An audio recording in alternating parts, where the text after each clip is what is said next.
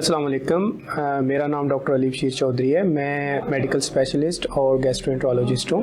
हम आज की इस वीडियो में बताएंगे कि शुगर होती क्या है, इसकी अलामतें क्या होती हैं या इसकी वजूहात क्या हैं, और अगर शुगर हो जाए तो उसको घर में कंट्रोल कैसे किया जा सकता है या ओवरऑल कैसे कंट्रोल करते हैं।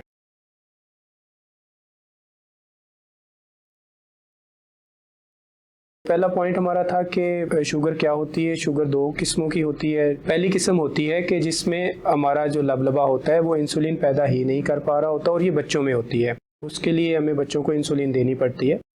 जबकि जो दूसरी किस्म है जो कि 90% पाकिस्तान में और ओवरऑल लोगों में पाई जाती है, जिसमें हमारा लबलबा जो है वो इंसुलिन बना तो रहा होता है लेकिन इतनी मिकदार में नहीं बना रहा होता कि जितनी मिकदार में हमारे ब्लड में शुगर का लेवल होता है, तो वो कंट्रोल नहीं होती।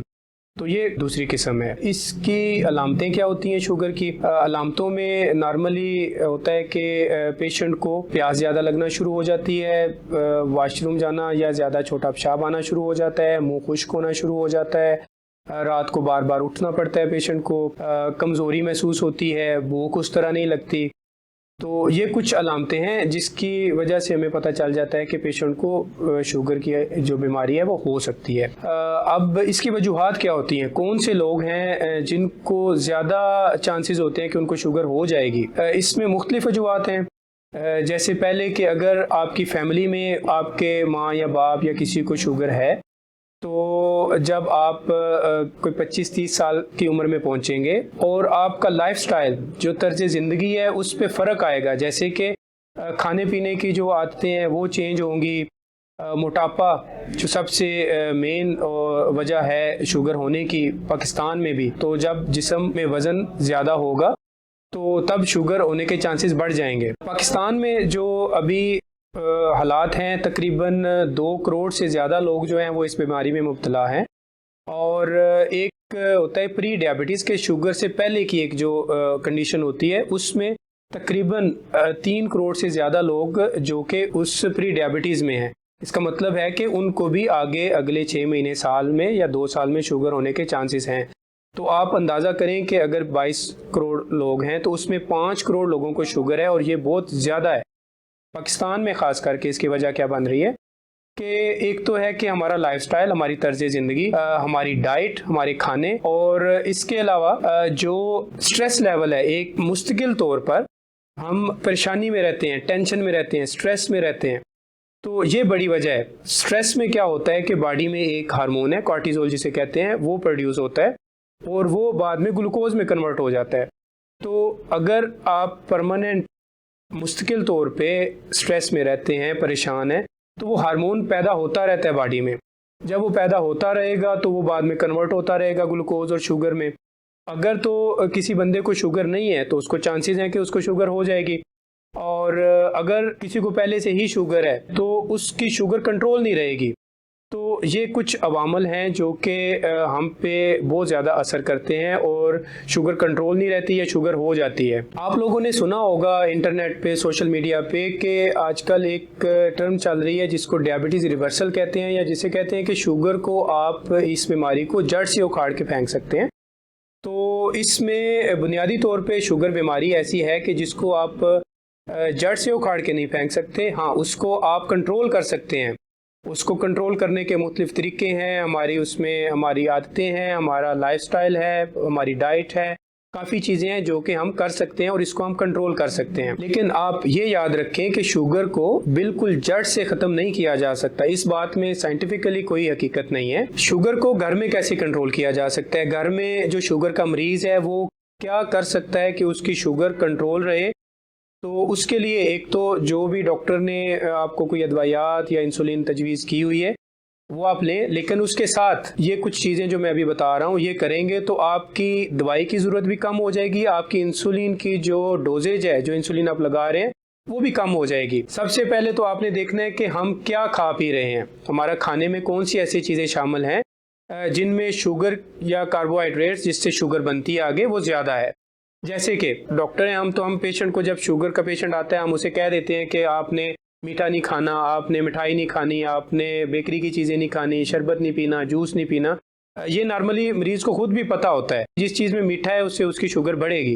तो ये तो एक पहले से अंडरस्टूड बात है कि शुगर वाली चीज़ें, मीठी चीज़ें नहीं खानी। अब जो खाने में हमारी चीज़ें हैं, जैसे कि हमारा ज़्यादा खाना पीना कहाँ से आता है, हमारा अनाज है। अनाज में हमारे पास गंदम है, हमारे पास चावल है, हमारे पास दालें, इस तरह की चीज़ें हैं।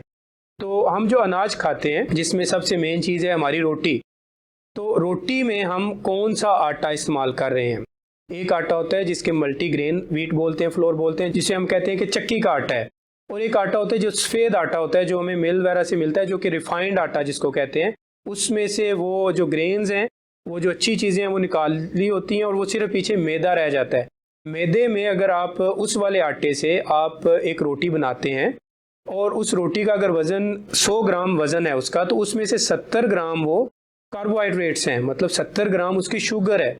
तो अगर एक मरीज़ जो है वो सुबह एक पराठा या 2 रोटियां खाता है, दोपहर को 2 रोटी लेता है और शाम को रात के खाने में भी 2 रोटियां लेता है, तो 5 से 6 रोटियां अगर वो खा रहा है और बाकी सारी चीज़ें उसने छोड़ दी हुई हैं, उसने शुगर वाली चीज़ें छोड़ दी हुई हैं, उसने चाय छोड़ दी है, उसने ये फिजिकल ड्रिंक्स छोड़ दी हैं, लेकिन वो सिर्फ रोटी खा रहा है और 5 से 6 रोटियां वो 24 घंटे में खा रहा है, तो वो तकरीबन 1.5 पाव आधा किलो तो शुगर वैसे ही ले रहा है, तो उसकी शुगर कंट्रोल नहीं होगी। करना क्या है उस मरीज को कि पहली चीज़ है कि जो आटा इस्तेमाल करना है वो घर का या चक्की का आटा होना चाहिए, और दूसरा रोटी बहुत ज़्यादा नहीं खानी। रोटी में कार्बोहाइड्रेट्स है, रोटी को कम करें। सुबह दोपहर शाम अगर ज़्यादा है तो एक रोटी लें। उसके अलावा चावल जो हमारा है कि सफ़ेद चावल कार्बोहाइड्रेट्स हैं, ये जैसे ही बॉडी में जाते हैं ये बहुत जल्दी जो है कार्बोहाइड्रेट से शुगर में कन्वर्ट हो जाते हैं, तो ये एकदम से शुगर का जो लेवल है वो बढ़ा देते हैं। तो चावल अगर मशवरा मेरा ये है कि अगर चावल बहुत ज़्यादा आप शौकीन हैं तो आप ब्राउन राइस लें, उसमें कार्बोहाइड्रेट्स कम है। या अगर आपने चावल खाने ही हैं जो कि सफ़ेद चावल हैं, तो उसका पोर्शन, उसकी क्वांटिटी को कम करें और कोशिश करें कि उबले हुए राइस लें।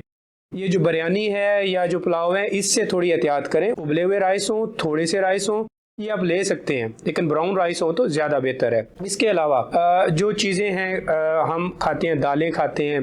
दालें हम जैसे बीन्स हैं, लोबिया जिसको हम कहते हैं, लोबिया आप खा सकते हैं। लोबिया भी कार्बोहाइड्रेट्स हैं, लेकिन इसको हम कहते हैं कम्प्लेक्स कार्बोहाइड्रेट्स हैं, जो कि आस्ता आस्ता जो हैं वो अब्जॉर्ब होते हैं, तो एकदम से शुगर बढ़ाएंगे नहीं। हम बहुत ज़्यादा शौकीन है आलू खाने के। हमारी हर सब्जी में, हमारे गोश्त में, जिसमें भी हम आलू डालते हैं, आलू भी कार्बोहाइड्रेट्स हैं। कार्बोहाइड्रेट्स भी ज़रूरी हैं, जिस्म के लिए ज़रूरी हैं, लेकिन उतनी मिकदार में ज़रूरी नहीं है जितनी मिकदार में हम लेते हैं और हमारी शुगर लेवल बढ़ जाता है। थोड़ी मिकदार में कार्बोहाइड्रेट्स लें, इतदाल पसंदी से कार्बोहाइड्रेट्स लें। इसके अलावा डाइट में कोशिश करें कि सुबह का नाश्ता जो है वो ज़रूर करें, रात का खाना जो है वो कम खाएं, उसके बाद आपकी कुछ वॉक हो जाए खाने के बाद। दूसरा जो पॉइंट है मेरा वो है कि वर्जिश।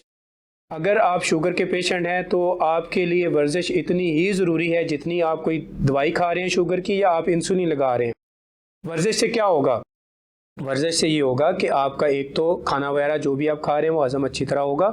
दूसरा है कि आप मोटापे से थोड़ा बच जाएंगे, आपका वजन अगर कंट्रोल रहेगा तो आपकी शुगर कंट्रोल रहेगी। और तीसरा ये है कि जब आप वर्जिश करते हैं तो आपका एक जो ब्रेन है, आपका दिमाग है, वो रिलैक्स होता है, तो आपकी टेंशन एक जो है वो दूर हो जाती है, आप ज़रा रिलैक्स हो जाते हैं। तीसरा जो पॉइंट है कि घर पे आप कर सकते हैं, जो कि आजकल के हालात में बहुत मुश्किल है, वो है कि आप टेंशन, परेशानी और स्ट्रेस, इससे जितना दूर रहें, जितनी कोशिश करें इससे दूर रहने की, आपके लिए उतना ही अच्छा है। शुगर वाले पेशेंट की, मरीज़ की पहले ही शुगर हाई होती है। जब वो मरीज़ स्ट्रेस में होगा, एक मुस्तकिल तौर पे टेंशन में होगा, तो एक हार्मोन है कार्टिसोल जो कि बॉडी से निकलता है और वो शुगर बढ़ाता है। तो आप कोशिश करें कि जितना आप रिलैक्स रहें, ये शुगर कंट्रोल करने में बहुत मदद देगा। चौथा जो हमारा पॉइंट है वो ये है कि स्लीप, कि नींद जो है आपकी वो किस तरह है।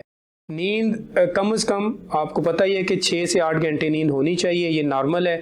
और उसमें डीप स्लीप के एक गहरी नींद होनी चाहिए, कुछ टाइम होना चाहिए। कुछ लोग जो बड़ी उम्र के हैं, जिनको मसला होता है कि रात को 1-2 घंटे सोते हैं फिर उठना पड़ता है, तो वो नींद गहरी नींद नहीं होती, वो इकट्ठी नींद नहीं होती। तो उसकी वजह से मरीज़ जो है वो रिलैक्स नहीं हो पाता। सुबह जब उठता है तो उसको थकावट महसूस होती है।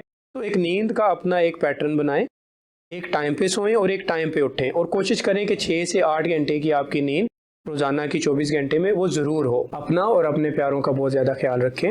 अल्लाह पाक हमारे लिए और आपके लिए बहुत ज़्यादा आसानियाँ फरमाए। आमीन। अल्लाह हाफिज़। अस्सलाम वालेकुम।